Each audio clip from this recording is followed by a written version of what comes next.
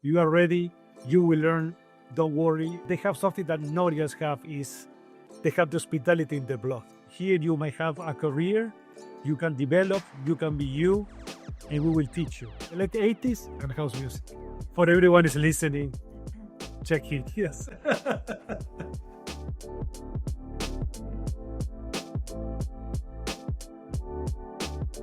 Welcome back to Leading a New Era, the podcast from IHG that takes you behind the doors of the world's most iconic luxury hotels to uncover stories of growth, belonging and success.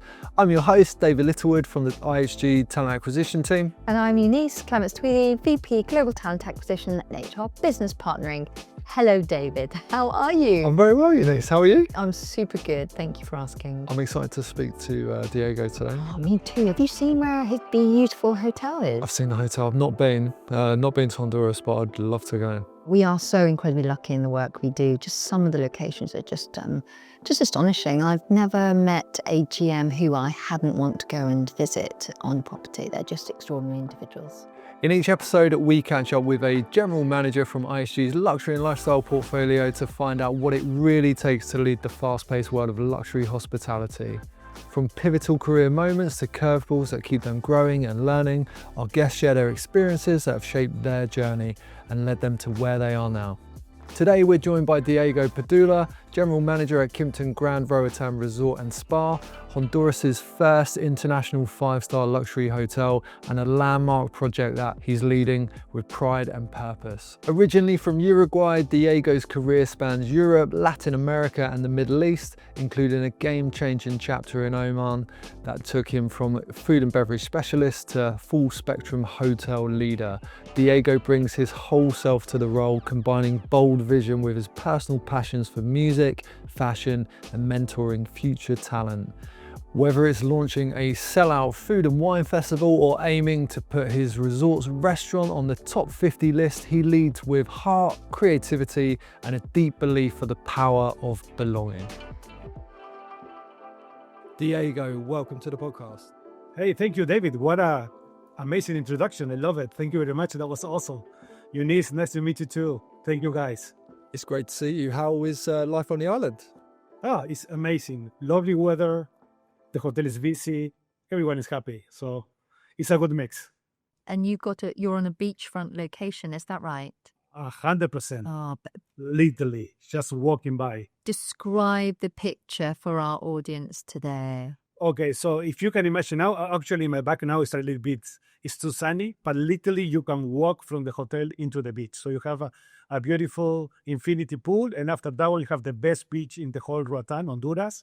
You have the second biggest reef in the world is in front of us. You can literally walk. And for example, if you look to do scuba diving, in this hotel, you can literally get up and just walk into the water to do scuba diving. So, you have the best sunset in the world. So I don't know if I saw it correctly, but sounds like a good plan. Yeah, you paint quite a picture, Diego. It sounds like an incredible property. Before we dig into your story, Diego, let's do a quick fire warm-up called early checking, which is a this or that series of questions just to get to know you a little bit better. So, Eunice, I'll kick things off and then we'll go from there. Fantastic. So, Diego, room service or rooftop dining? Rooftop dining.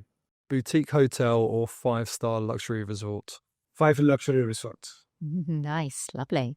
A quick chat in reception or a formal team huddle? Quick chat and reception.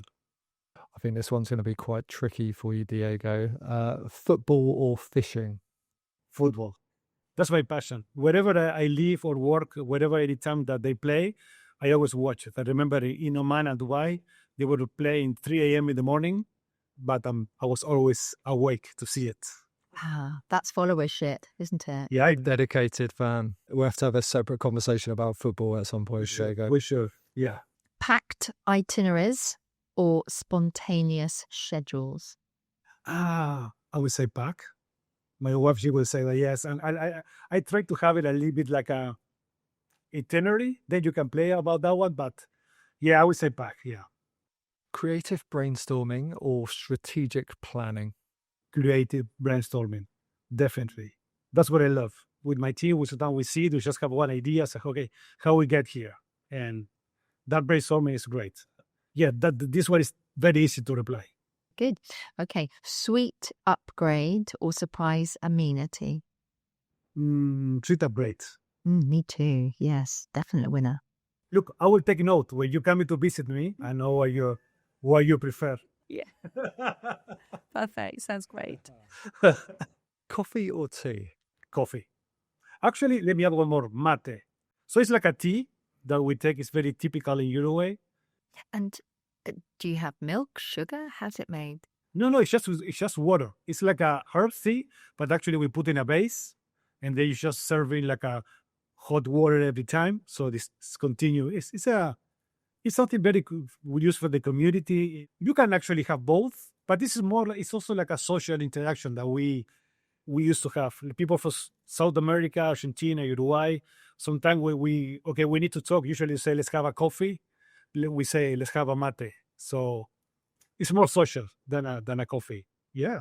Tailored suit or smart casual? Smart casual, 100%. I mean, you're on an island, of course. Yeah.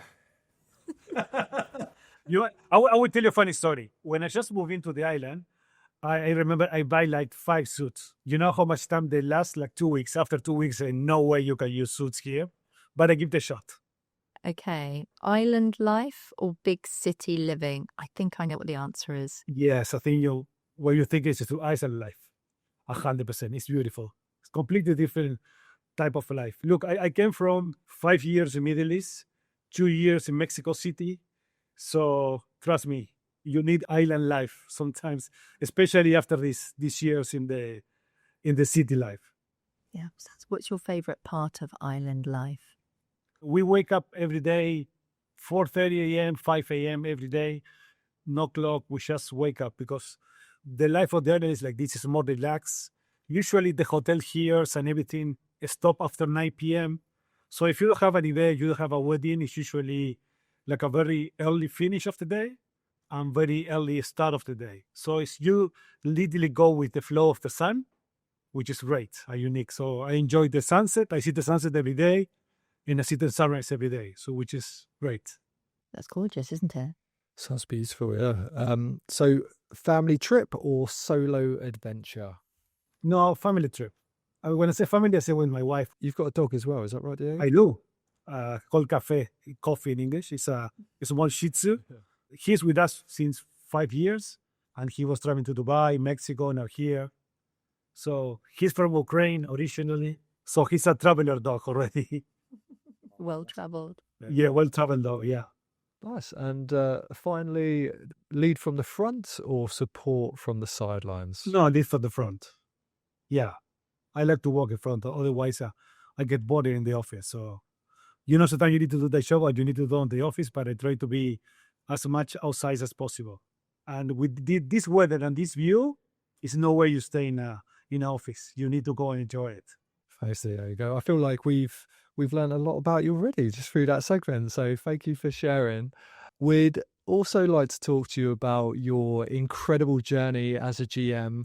To start, I'd love to know more about how you got started in hospitality and why you chose this route as a career.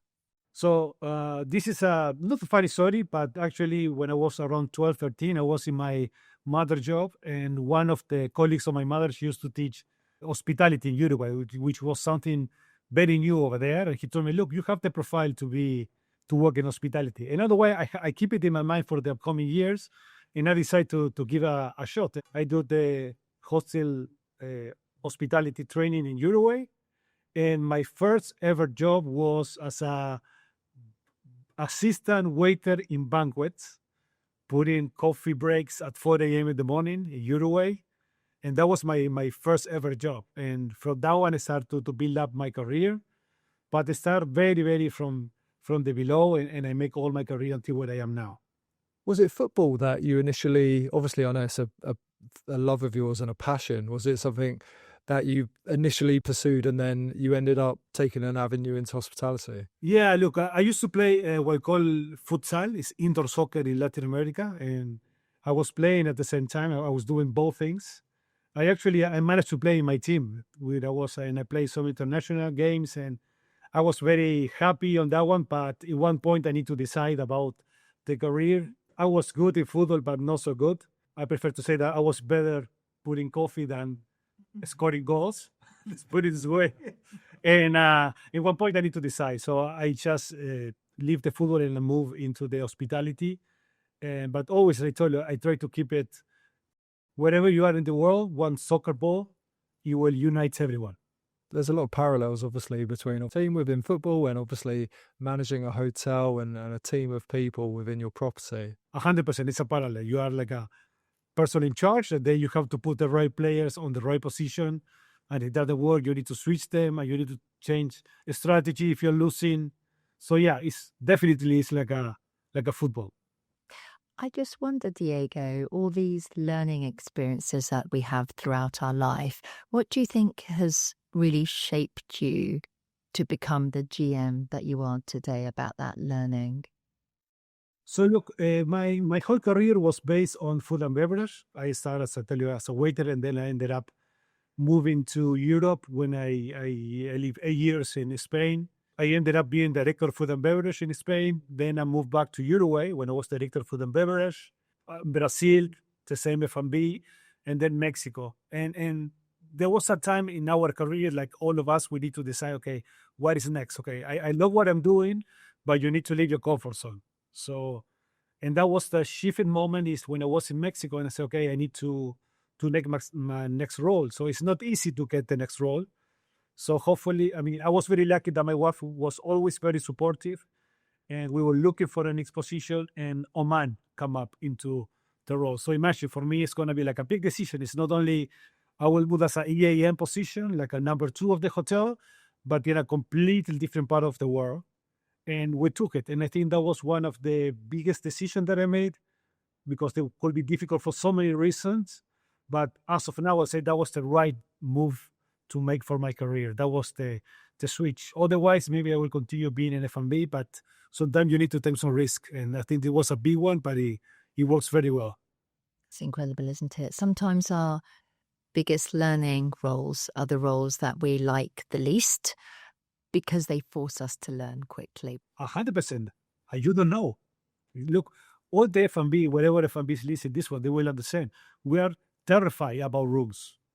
We think it's like a completely different, I don't know, it's like another world. It have nothing to do with that. So I was afraid, but I was good. I have a very good teacher, Gerard Chevasson. He was my GM.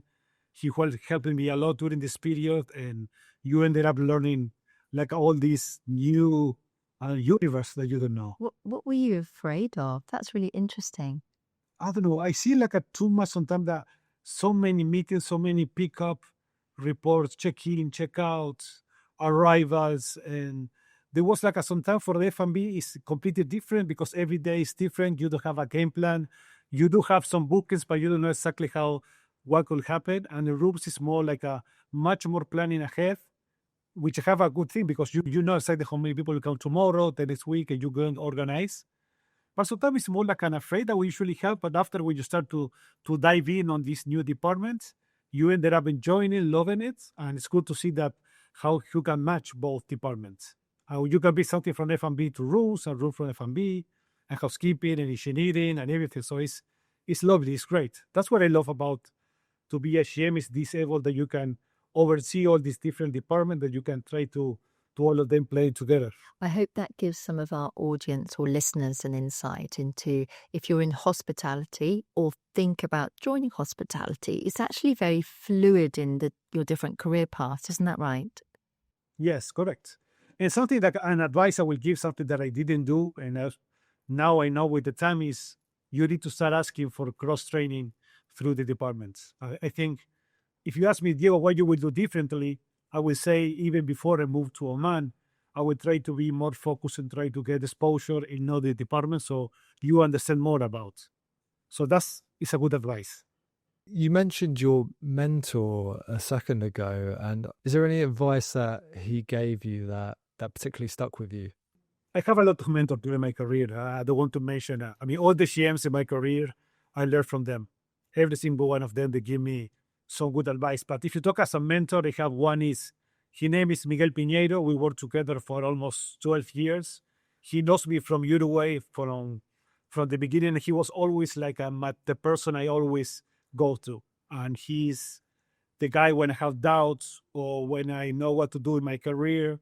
This is the person that I have next to me, and this is when you build a career like this one, especially when you travel to so much, and you don't have the same bosses all the time. It's very good to have somebody that you trust, somebody that you want to be like him. You see him as a role model for you, and it was great. And I think Miguel, he maybe to make the best decision or the bold decision in my career was when I take my first GM position, because it was with him. He offered me to join his company, but I was not sure. Imagine it's the same situation again. Okay, I was afraid of rooms, but imagine that now I need to do sales, I need to do marketing. So it's like a lot of things that are coming up, things that maybe you didn't know. And he was the guy who said, Diego, you are ready, you will learn, don't worry. And I think that was the best decision. Fantastic. I wonder how you connect your own career opportunities and you play them down to your own team that you have in the property. How do you go about doing that as a leader? Look, that one is something that we think is the hospitality is something very difficult to work with. We don't have vacation. Everyone is on vacation. You are working. If you respect them, if you work, and if you push and you understand that there is steps that you need to take in your career, that you are willing to take this step and these bold moves, like for example, in my case, to go to Middle East to take a GM position, you have a career in the future. And that's something that I try to show, especially in a destination like this one, where this is the first managed hotel in this country, that this is not just a transitional work. If you want to, there is a career for you. And there is my case. And I try to show also with other cases. I mean, there is a lot of people here in my executive team that are from Honduras. They travel abroad for 10 years. They make their career, and now they're back as a director of the hotel. So thanks, Diego. We'd like to talk to you a little bit about culture and belonging. This feels like a topic that's really close to the heart of your hotel. What does the resort mean to you and your team? Every resort, you come in as a GM, and your goal is to make profitable result at the end of the year. But this one, it was something that I love, and that's one of the reasons I decided to choose this one, is because this is more like just a resort. It's a big impact for the island. So we are located in Honduras, but in a small island called Roatán, which is a beautiful island. It's quite known in the US, but not so much to the world. I mean, even myself, when the first time I was applying for this show, I have to Google where Roatán is. And I imagine you guys, wherever you see this podcast, is doing the same right now. We did the same. We want to bring what IEG means. We're going to live and leave a legacy behind, but for the locals. And that's the approach that we want to do. And also, it happens with internal promotion, something that we are also extremely proud.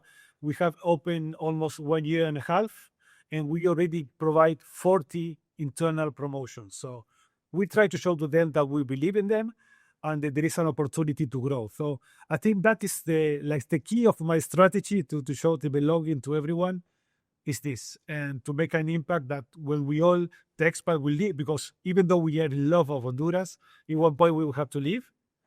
But the idea is to leave a legacy behind, but running by the locals. Gosh, that's extraordinary. 40 internal moves over 18 months. That is a testament to certainly to your leadership. It's probably a testament to the culture at IHG as well. Talk to us a little bit about how that shows up in your everyday in the team.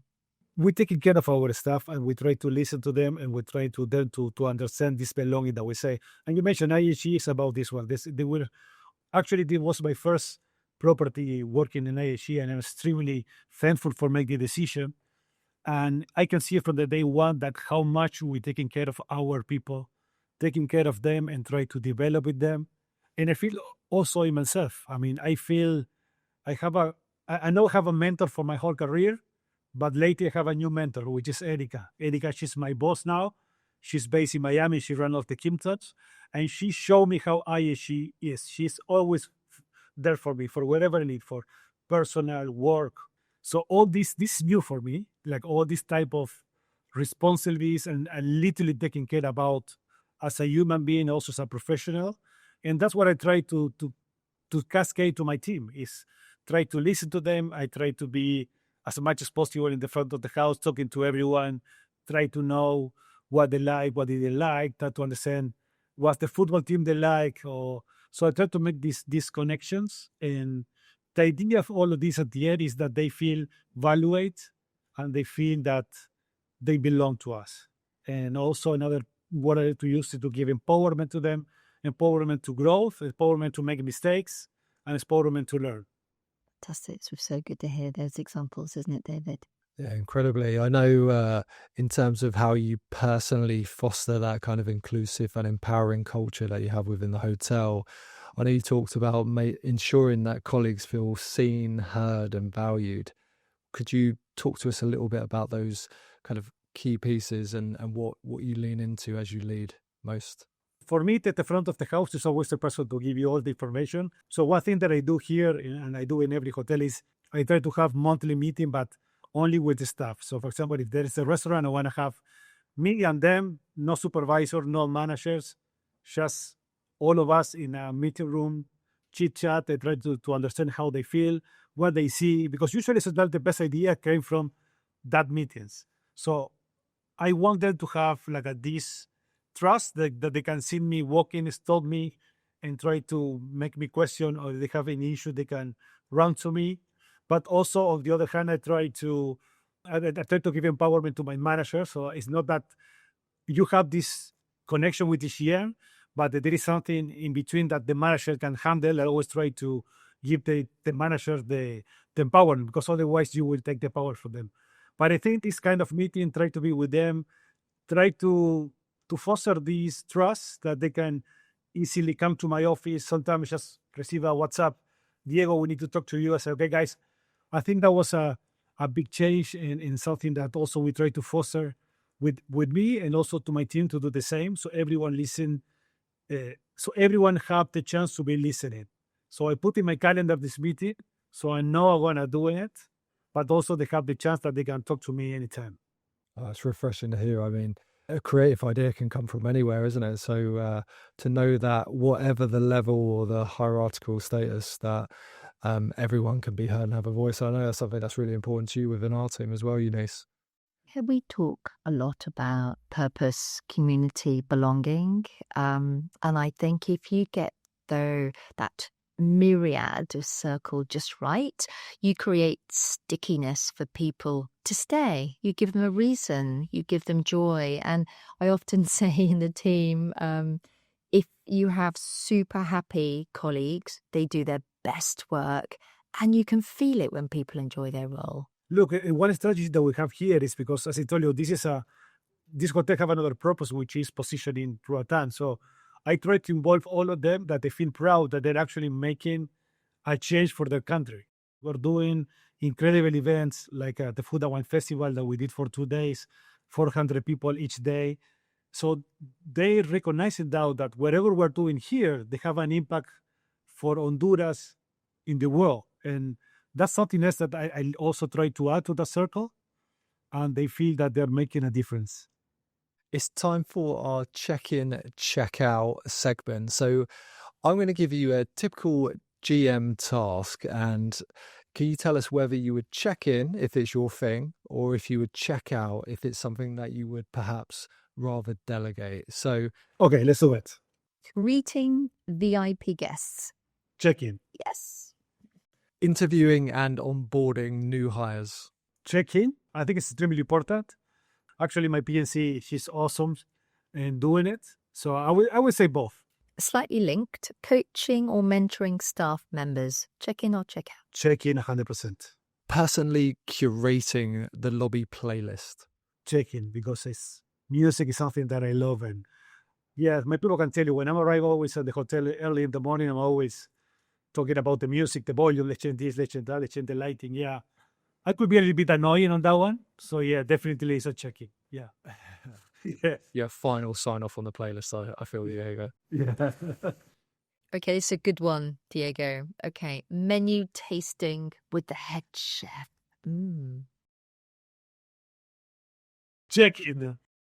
Yeah, check-in 100%. Yeah, look, I try to do this for the summer, but we're changing menus. So sometimes this check-in is gave you some kilos, but yeah, it's tough. I need to try new menus. Yeah. What's the most favorite dish on the menu at the moment in one of your restaurants? There is one that dry aged fish that we have in the menu, which I love it. It's also good for the diet, so you don't have to worry about to change the calories. Yeah, I would say that one. That sounds delicious. Lovely. That sounds good. Writing a welcome note that includes a joke or fun fact. Check in 100%. Probably doing quite a lot of those. I do, yeah. But I like that. Look, here is especially when people come here, usually the people stay here almost 4 or 5 nights. So you have this chance to have this connection with the guests. They maybe in a business hotel or city hotel, maybe you don't. But here is spend the whole day in the hotel. So you interact with them and you need to start with a nice welcome letter. Okay, back to our questions. Conducting P&L reviews with the finance team. Check-in. I like Check in. Numbers Yes. again. Brilliant. numbers again. Yeah. Team building workshops. Yeah. Check-in 100%. Taking part in the company podcast. Super check-in. Yeah. Responding to corporate HQ emails. Check-in. Is the right answer. Check-in, of course. For everyone who's listening, check-in. Yes. Okay. Working on sustainability or wellness initiatives. Yeah, check-in 100%. And here in our hotel is very attached to wellness, sustainability, giving back to community, something that we are extremely, I'm extremely proud to be part of this type of resort, yeah. Diego, let's talk about impact. Are there any goals you've set for yourself or your team recently, maybe ones that align with your personal passions or your interests?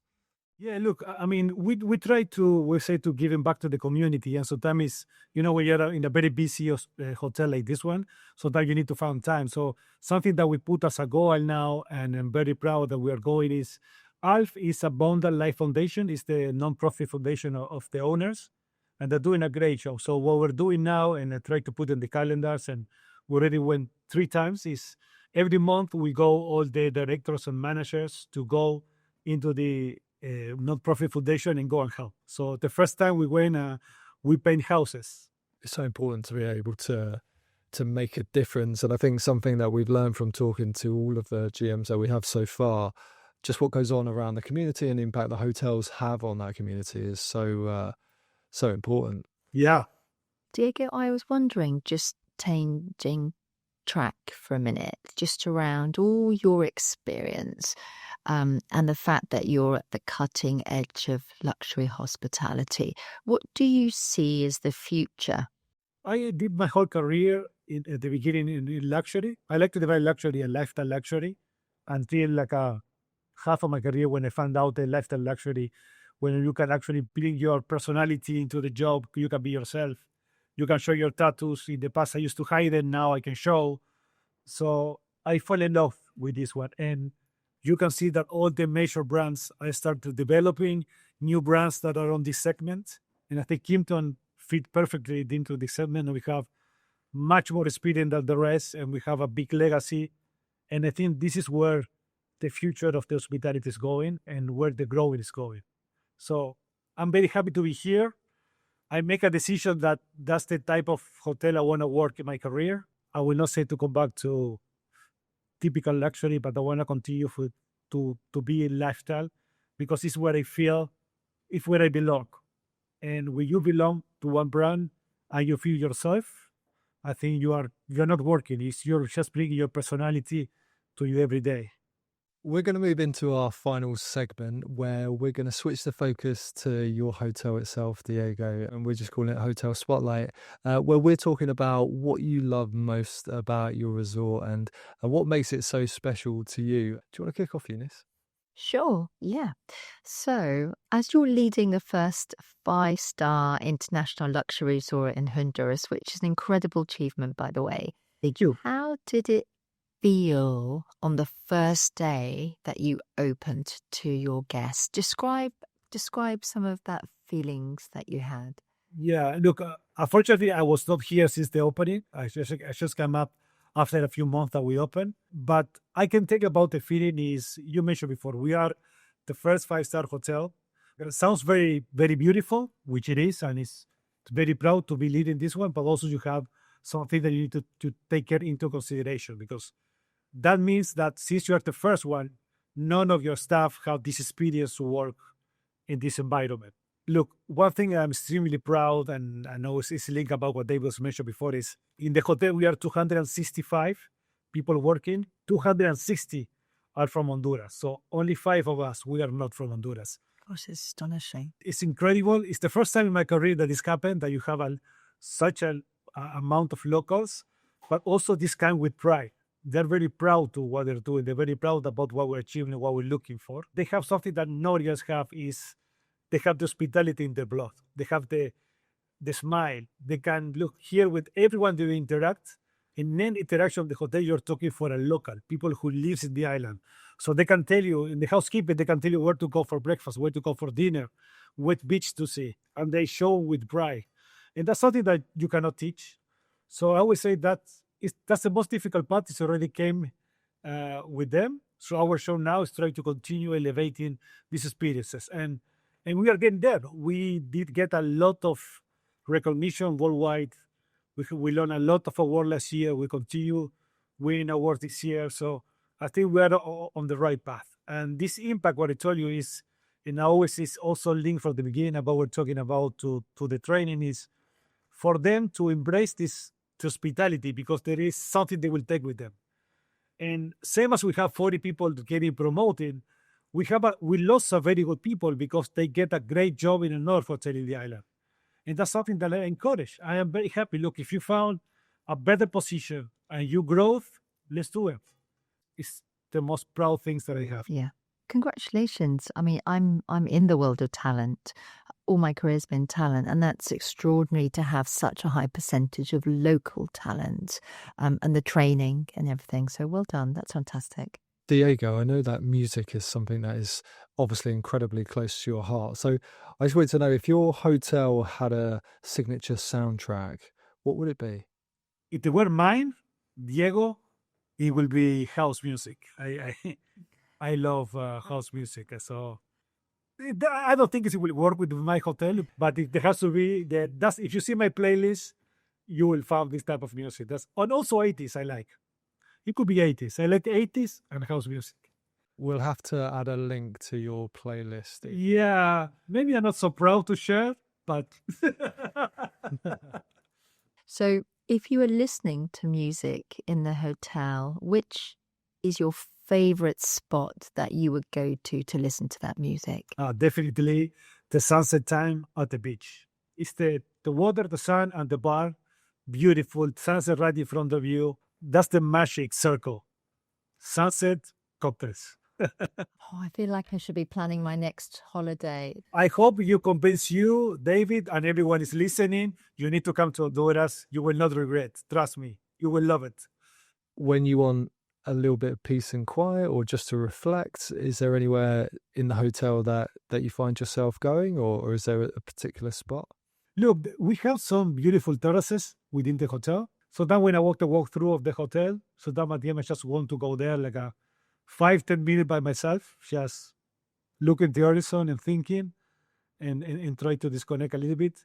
The beauty of this type of resort where you work here is when you walk through the hotel, there is such a beautiful path that you can follow. So there is one, if you're going to go to the spa, I can go through the main road, I can go through the jungle, I can go through the beach. So you always found this path that you are with yourself, just with you and your thinking. So that's also the beauty to work in a resort like this. Thank you, Diego. Thanks so much. I think everyone listening will have taken away a real purpose and meaning from your journey. So thank you for sharing it. Before we go, we have one final question that's come from our previous guest, Mohammed Mahmood. He's asked, looking back at your career, what's the one piece of personal advice you'd give to your younger self that isn't directly related to your professional skills?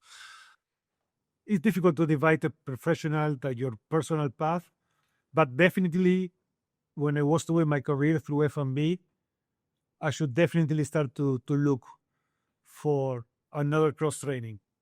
That's definitely a thing that if I have the chance to come back the time, I will say to the youngest Diego, look, build your path and where you have your passion and where you feel strong, but start to be prepared for the next step. So maybe I was not so much prepared when I take the step.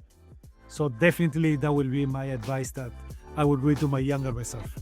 And that's it for this episode of Leading a New Era, the podcast from IHG that spotlights incredible leadership in luxury hospitality. If you're enjoying the series, be sure to follow, subscribe, and join us next time where we'll be traveling east to catch up with the wonderful Melissa Tang, GM at Six Senses Chungcheong Mountain, China.